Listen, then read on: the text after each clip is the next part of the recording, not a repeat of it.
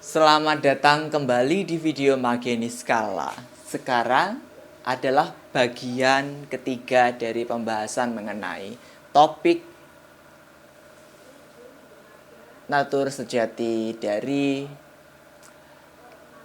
nafsu birahi. Yang belum menonton bagian 1 dan bagian 2 silahkan ditonton terlebih dahulu. Di video bagian ketiga ini saya akan menceritakan pengalaman pribadi saya sendiri,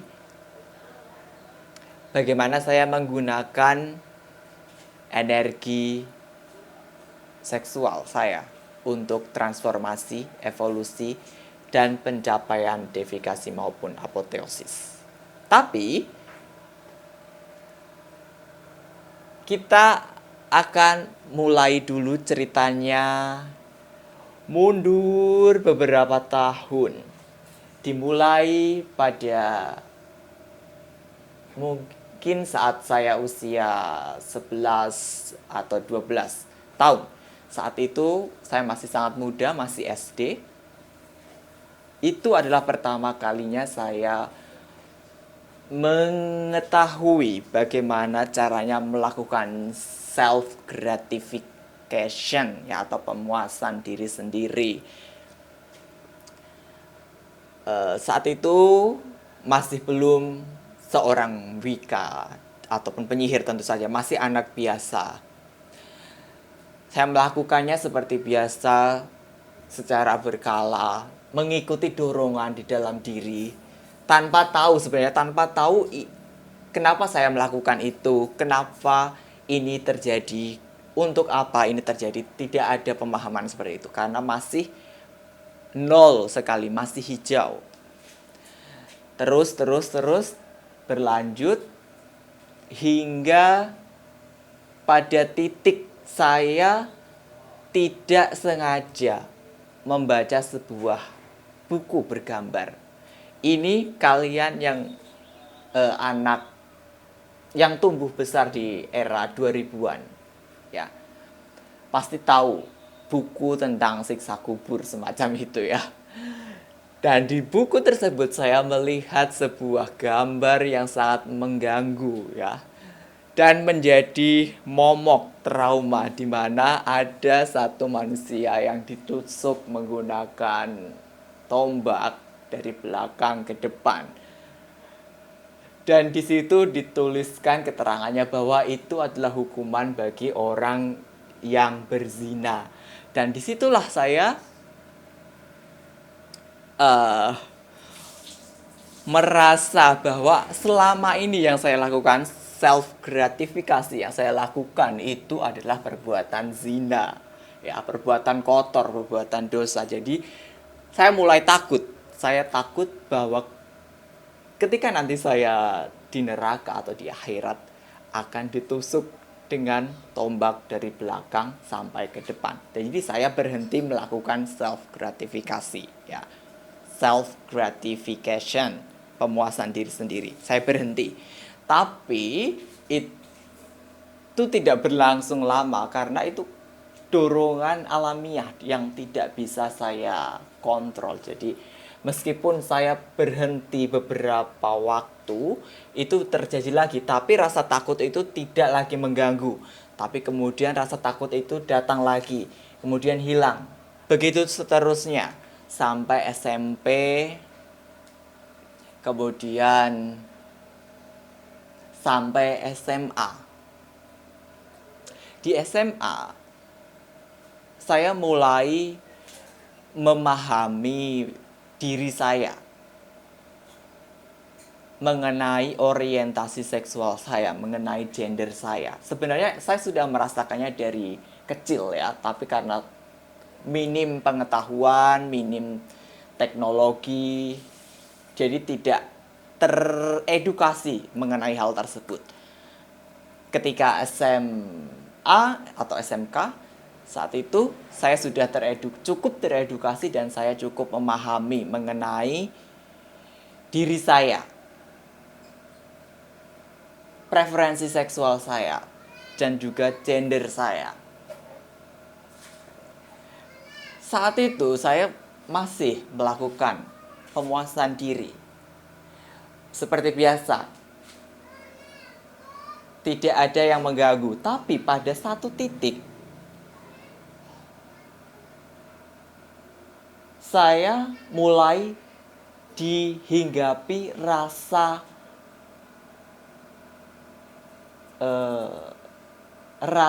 jijik pada diri sendiri, rasa hina karena melakukan hal semacam itu, kemudian juga rasa bersalah. Kenapa rasa-rasa ini bisa muncul? Karena pernah satu waktu saya membaca atau mendengar sebuah pernyataan bahwa pemuasan diri yang dilakukan dengan ya seperti itu tidak baik, sesuatu yang kotor, tidak baik, dan hanya menimbulkan kepuasan sesaat, justru setelahnya akan mendatangkan rasa bersalah. Saya menyerap atau mengambil pernyataan tersebut secara personal dan menanamkannya di dalam diri saya, sehingga setiap saya melakukan pemuasan diri selalu setelahnya dihantui itu. Dihantui. Padahal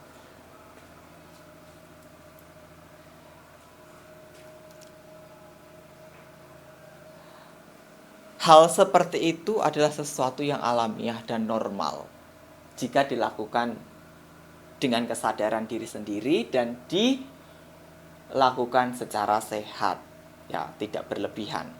Tapi saat itu setiap saya melakukan, saya merasa dihantui rasa jijik, rasa bersalah, rasa hina.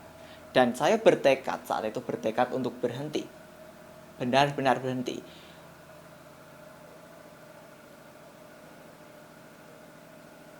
Untuk beberapa saat saya bisa berhenti.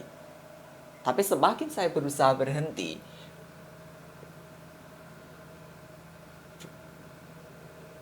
energi tersebut semakin meluap-luap lebih besar sehingga saya tidak bisa mengendalikannya. Itu membuat saya pusing, membuat saya stres, membuat saya depresi. Karena ada dua sisi yang saling bertolak belakang di sini. Saya belum memahami karena saat itu juga belum mendapatkan panggilan untuk ke jalan witchcraft atau okultisme.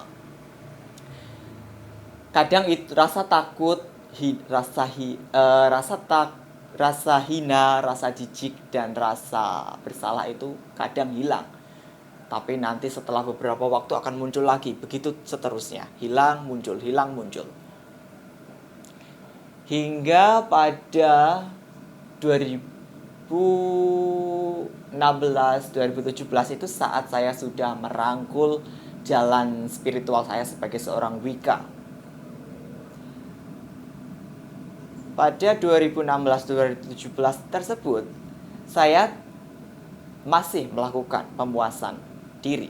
Tapi tidak ada gangguan, tidak ada rasa bersalah lagi, tidak ada rasa jijik atau rasa hina pada diri. Tapi suatu ketika saya lupa entah melihat dari postingan di Facebook atau di internet sebuah artikel atau apa, pokoknya itu tentang bahwa energi bulan, terutama bulan purnama, itu memiliki pengaruh terhadap kehidupan alam dan manusia. Bulan mempengaruhi pasang surut air laut. Bulan mempengaruhi mentalitas dan emosional manusia. Bulan juga dapat mempengaruhi gairah seksual manusia. Nah, ketika saya membaca itu, lagi-lagi saya mengambil itu secara personal. Dan tanpa sadar, saya menanamkannya itu di alam bawah sadar saya. Saya mulai mencocokkan dengan serentetan kejadian dalam kehidupan saya. Dan mulai mempercayai, oh ternyata gairah seksual saya selalu meluap itu gara-gara energi bulan. Jadi saya mempercayai hal tersebut. Sehingga ketika entah kebetulan atau memang itu terjadi karena efek dari bulan purnama. Saya mengalami yang namanya gairah seksual itu meluap-luap dan bertepatan dengan bulan purnama. Disitulah saya mempercayai bahwa memang bulan memiliki pengaruh terhadap gairah seksual saya. Begitu seterusnya saya mempercayai sampai itu menjadi sebuah pemrograman di alam bawah sadar. Kemudian semuanya menjadi lebih rumit ketika saya sudah masuk ke dalam matriks bulan. Kemudian saya juga terpengaruh oleh pemrograman tersebut yang mengatakan bahwa energi bulan mempengaruhi gairah seksual diri saya. Dan ketika saya sudah mengalir dengan pemrograman tersebut, rasa jijik, rasa malu, rasa hina pada diri saya setelah melakukan pemuasan seksual itu muncul lagi.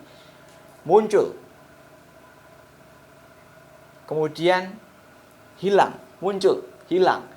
Sampai pada titik saya melakukan ritual binding pada diri saya sendiri sehingga saya tidak melakukan hal tersebut karena saking muaknya pada diri sendiri.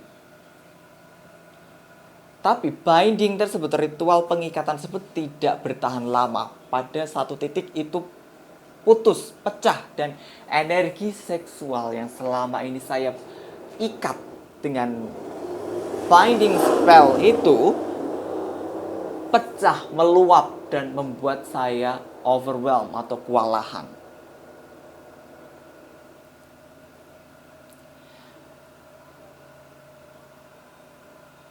Saya tidak bisa melakukan apapun selain mengikuti energi tersebut. Sampai pada tahun 2019, itu adalah titik di mana saya bisa berdamai dengan seluruh keberadaan diri saya. Saya berdamai dengan nafsu seksual saya berdamai dengan gender saya, orientasi seksual saya, dan sebagainya macamnya. Saya bisa menemukan kedamaian dan juga ketenteraman dari proses berdamai dengan diri itu ya. Kemudian singkat cerita, pada tahun 2020 saya bertemulah dengan panggilan ya untuk berjalan di jalan kiri, left hand path, dan okultisme. Berproses, kemudian tahun 2021 saya mendapatkan kesadaran bahwa saya harus merebut kembali energi, kekuatan, kebebasan, dan keilahian saya yang selama ini sudah dimangsa oleh matriks negatif bulan. Saya tergerak untuk menyusun ritual ini, dan saya melakukan ritualnya. Intinya di situ saya mendeklarasikan bahwa saya tidak bersedia lagi untuk diperbudak. Saya tidak bersedia lagi untuk dikendalikan. Saya mengklaim kembali energi saya, kebebasan saya, keilahian saya yang selama ini direnggut oleh matriks bulan. Disitulah saya menyadari, mendapatkan kesadaran bahwa selama ini ketika saya seolah dipermainkan ya matriks bulan, kemudian saya mempengaruhi gairah seksual saya setelah melakukan pemuasan diri, kemudian ada energi dari rasa hina, rasa jijik pada diri sendiri, kemudian rasa malu, rasa bersalah.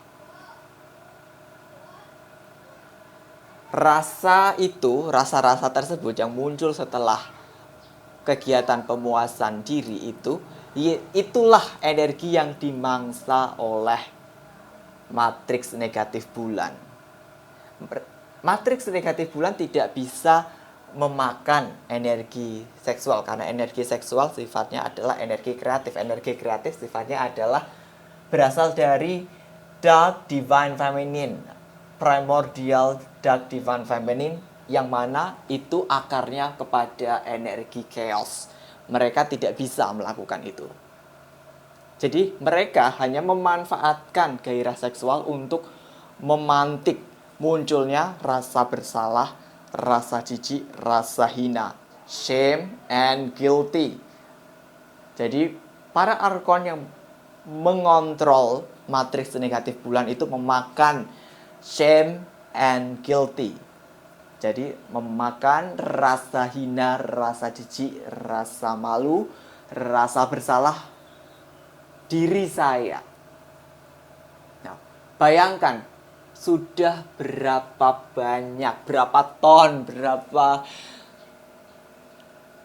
miliar energi yang sudah dimangsa oleh matriks negatif bulan dari diri saya.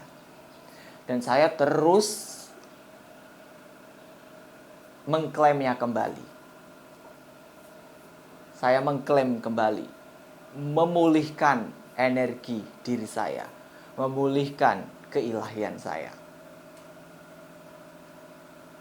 Setelah itu, pada tahun 2022, saya mendapatkan kesadaran lagi untuk menggunakan energi seksual ini sebagai jalan mencapai kesempurnaan, jalan mencapai deifikasi dan apoteosis.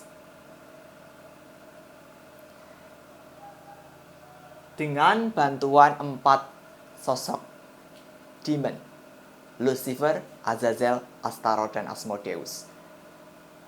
Mereka menjadi katalis, menjadi fasilitator bagi saya untuk mencapai deifikasi, apoteosis, transformasi dan evolusi spiritual melalui seni seks magic. Sampai detik ini, sampai sekarang ini saya masih mempraktekkannya, karena ini adalah perjalanan yang tidak akan mencapai titik akhir. Sebuah proses yang terus-menerus, dinamis, tidak statis ya.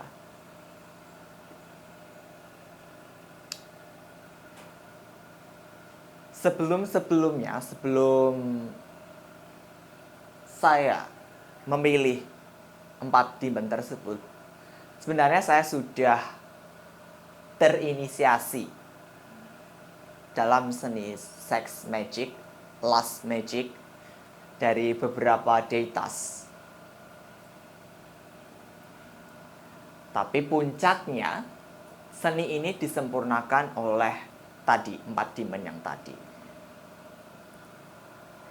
Lucifer, Azazel, Astaroth, Asmodeus. Saya sangat berterima kasih kepada mereka. Dan ketika setiap saya melakukan ritual sex magic untuk pencapaian apoteosis itu, saya tidak melihat 4 sosok ini sebagai sesuatu makhluk lain ya, makhluk yang di luar diri saya.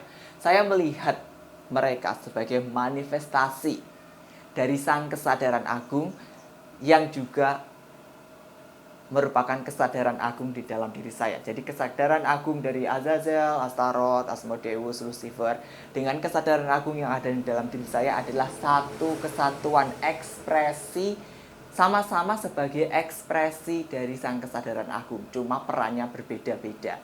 Peran mereka dalam proses evolusi saya adalah mereka sebagai katalis, sebagai fasilitator, sebagai representasi energi seksual di dalam diri saya. Sedangkan kesadaran agung yang berada di dalam diri saya adalah sebagai pribadi yang menginginkan evolusi, transformasi, dan pencapaian deifikasi atau apoteosis, serta pribadi yang sedang menjalankan perjalanan spiritual, menjalankan proses evolusi jiwa dan perluasan kesadaran. saya sangat menyadari bahwa seni seks magic, lust magic, bahkan di dalam komunitas okultis dan juga mungkin witchcraft, love handpad, masih tabu untuk dibahas, terutama di Indonesia ya. Kalau di luar saya sudah sering menemukan video-video di YouTube membahas mengenai sex magic, tapi di Indonesia masih sedikit yang membahas, masih tabu. Dan kebanyakan sex magic orang-orang di Indonesia memahaminya ya hanya untuk kepuasan semata, menggunakan sukubus untuk ya kepuasan seksual atau untuk memikat lawan jenis semacam itu ya, untuk menaklukkan lawan jenis, untuk memantik gairah seksual dari lawan jenis, hanya untuk kepuasan semata.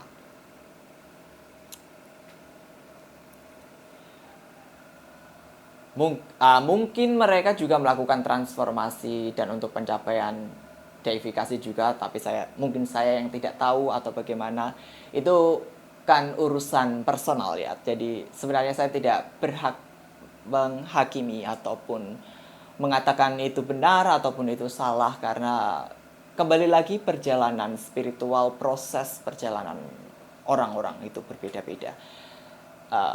Jadi yang saya soroti di sini hanyalah pada eksplorasi ya, eksplorasi dari sex magic itu masih kurang untuk praktisi di Indonesia.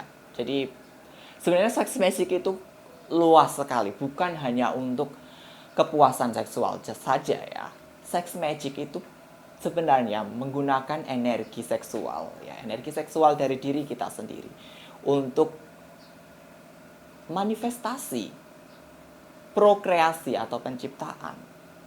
Luas sekali. Manifestasi pun sex magic bisa digunakan untuk memanifestasikan abundance, prosperity, success, healing, empowerment. Bahkan sex magic juga bisa digunakan untuk mengkonsentrasikan suatu sigil, suatu amulet dan lain sebagainya. Luas sekali cakupannya ya teman-teman ya. Jadi bukan hanya untuk kepuasan semata, kepuasan seksual semata. Oke, itu saja. Saya rasa sudah cukup saya membagikan pengalaman saya. Sampai jumpa di video Magia Niskala yang lain.